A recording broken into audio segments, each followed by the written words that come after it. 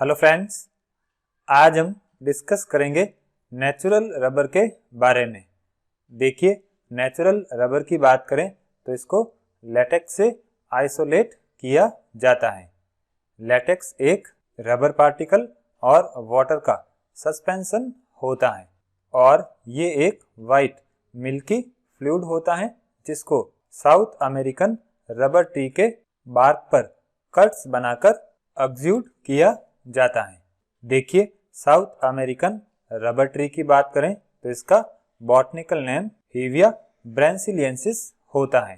अब अगर हम टर्म रबर की बात करें तो इसको सबसे पहले जे प्रिस्टले ने डिस्कवर किया था, जो कि ऑक्सीजन के डिस्कवरर है। अब इन्होंने देखा कि जो क्रूड मटेरियल है वो पेंसिल मार्क्स की रबिंग या इरेजिंग के लिए गुड है, तो इसी के बेसिस पर उसने इसको रबर नाम दिया। अब इसके बाद मैकिन्टॉश ने देखा कि नेचुरल रबर वाटरप्रूफ होता है और ये रेन कोट्स के लिए गुड कोटिंग की तरह यूज किया जा सकता है। अब केमिकली बात करें तो नेचुरल रबर पॉलीटर्पेनॉइड होता है, जो कि आइसोप्रीन का बना हुआ होता है।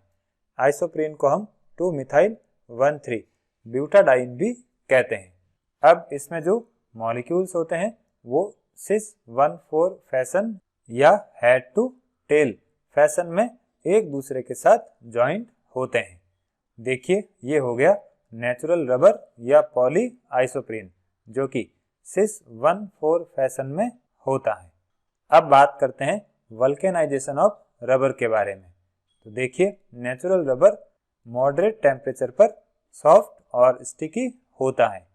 इसके अलावा मॉडरेट टेम्परेचर पर ये हार्ड हो जाता है और एक ब्रिटल सब्सटेंस में कन्वर्ट हो जाता है। अब 1839 में चार्ल्स गुडईयर ने देखा कि अगर नेचुरल रबर को सल्फर के साथ हीट किया जाता है तो इसमें रॉ मटेरियल के कंपैरिजन में ग्रेटर टफनेस और इलास्टिसिटी प्रोड्यूस हो जाती है। इसके अलावा ये हाई टेम्परेचर पर सॉफ्ट नहीं होता है और टेम्परेचर कम करने पर इसकी इलास्टिक और फ्लेक्सिबल प्रॉपर्टी रिमेन रहती है। इसके अलावा ये हीट रेजिस्टेंस होता है और लो वाटर एब्जॉर्प्शन टेंडेंसी शो करता है। अब ऑर्गेनिक सॉल्वेंट्स और ऑक्सीडाइजिंग एजेंट की बात करें तो इसके टुवर्ड्स भी ये रेजिस्टेंट होता है। अब नेचुरल रबर को जब सल्फर के साथ हीट किया जाता है तो उस प्रोसेस को हम वल्केनाइजेशन कहते हैं। अब वल्केनाइजेशन की बात करें तो इसको कुछ वल्केनाइजेशन एक्सीलरेटर की प्रेजेंस में कैरिड आउट करवाया जाता है। वल्केनाइजेशन एक्सीलरेटर्स के फॉर्म में हम 2-मर्केप्टो बेंजोथायाजोल का यूज कर सकते हैं या 2,2-डाइथायो बिस बेंजोथायोएजोल का भी यूज कर सकते हैं। अब देखिए, वल्केनाइजेशन की बात करें तो ये पॉली आइसोप्रीन चेन्स में डाइसल्फाइड बॉन्ड के थ्रू क्रॉस लिंकिंग कर देता है और ये क्रॉस लिंकिंग डबल बॉन्ड के एडजेसेंट कार्बन एटम्स के बीच में होती है। अब रबर को यूजफुल बनाने के लिए जो क्रॉस लिंकिंग का एक्सटेंट है उसको कंट्रोल करना बहुत जरूरी होता है। मीन्स यूज के अकॉर्डिंग नेचुरल रबर में क्रॉस लिंकिंग की जाती है। अगर हम टायर रबर की बात करें तो उसमें क्रॉस लिंकिंग के लिए 5% सल्फर ऐड किया जाता है। इसी तरह से इबोनाइट में 20-25% सल्फर प्रेजेंट होता है। इबोनाइट एक तरह का हार्ड रबर होता है। और अगर हम बैटरी केस रबर की बात करें तो इसमें 30% सल्फर प्रेजेंट होता है।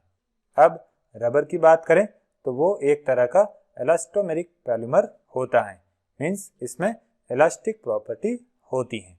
और अगर हम नेचुरल रबर की बात करें तो इसमें सिस कॉन्फ़िगरेशन प्रेजेंट होता है, जो कि पॉलीमर चेन को इफेक्टिव इंटरेक्शंस की वजह से एक दूसरे के पास आने को अलाउ नहीं करता है।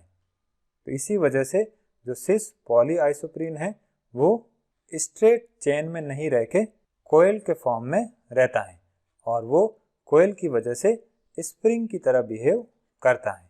अब पॉलीआइसोप्रीन के जो मॉलिक्यूल्स हैं वो लॉन्ग और थिन होते हैं और जब इस मटेरियल को स्ट्रेच किया जाता है तो ये मॉलिक्यूल्स लाइंड अप हो जाते हैं और जब स्ट्रेचिंग फोर्स रिमूव किया जाता है तो ये अपनी ओरिजिनल कंडीशन में रिटर्न हो जाते हैं। देखिए ये हो गया नेचुरल रबर में क्रॉस लिंकिंग का रिप्रेजेंटेशन। मीन्स इस तरह से जो पॉलीमेरिक चेन होती हैं उसके बीच में सल्फर के थ्रू क्रॉस लिंकिंग हो जाती है।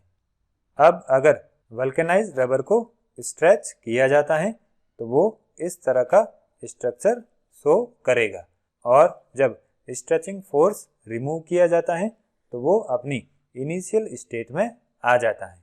अब बात करते हैं गट्टा पर्चा की। तो देखिए मलेशियन वर्ड गैटा और पर्चा की बात करें तो इसका मतलब होता है गम और इसका मतलब होता है ट्री। देखिए गट्टा पर्चा एक रबर का नेचुरल अकरिंग आइसोमर होता है जिसमें सारे डबल बॉन्ड्स ट्रांस कॉन्फ़िगरेशन में अरेंज्ड रहते हैं। ये हो जाएगा इसका स्ट्रक्चर। अब इसको भी ट्री से ही ऑब्टेन किया जाता है, लेकिन कॉमन रबर के कंपैरिजन में ये हार्ड होता है और लेस इलास्टोमेरिक होता है। इसका यूज कैनाल्स के फिलिंग मटेरियल के फॉर्म में किया जाता है और गोल्फ बॉल्स की कास्टिंग में भी किया जाता है।